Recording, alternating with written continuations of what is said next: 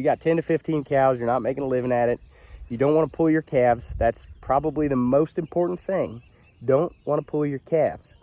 And that's the most important thing to me, because I'm a one-man show. I've got some part-time help. I can call my dad and grandpa if I get in an emergency, and they could send several guys over, but it always happens at midnight or on, you know, Friday afternoon at 6 o'clock. I don't know why I check them Friday afternoon at 6 o'clock. I should just not, but I do sometimes, and that's when I'm going to find problems. And there's no help around. The vets are done.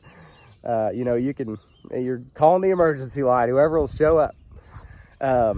And if you're probably doing the same, you know, so we have a no tolerance policy for pulling calves. That being said, if you're not pulling calves, birth weight doesn't matter. You want to get as high a birth weight as you can get away with, is what I like to say. If you're breeding cows and you got good cows, and you know, it doesn't really matter what your birth weights are. That being said, as a breeder selling to somebody who's not weighing their calves, I like to see no less than 55 pounds out of a heifer calf, out of a first calf heifer. Anything less than 55 is gonna have a hard time keeping up. In the breeding, I've changed my calving season too to spring and fall, so that's not January, spring, that's April, end of April at the earliest. I prefer May, early June calving. Those calves are made to be born in 70-degree weather. They just are. They get up, they get running. Doesn't really matter, 55, 50 pounds, they'll get up running. They'll be healthy. You get anything lower than 50 pounds, I don't know, 55 pounds is kind of my minimum. I don't like to see much less than that. The calves struggle, they have more issues, it takes them longer to get up to weight, they're gonna wean less.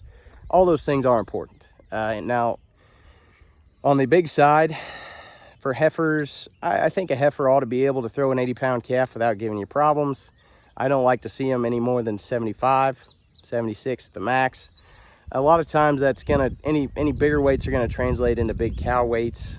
You know, and they'll fit fine in a terminal herd, a crossbred herd, something, but you know, my customers, like I said, are wanting me to produce easy calving cattle on something that's an unknown. So we're not doing that. Now on a cow, you know, 65 pounds up to, for calving ease, I don't like to see much more than 76. 80 pounds I think is fine. You get much more than 85 and I start to do the same thing. In a commercial herd, or if you're out west, or, you know, I understand there's people that don't want anything less than 70 pounds or something, you know, 80 pounds, whatever. If that fits your herd, that's great. Again, not my goals. For my customers. I want a cow that can have a 90-pound calf, but I don't want her to have a 90-pound calf. Birth weight, like I said, most important thing to me. Anything over 85 pounds is probably going to go into my freezer. So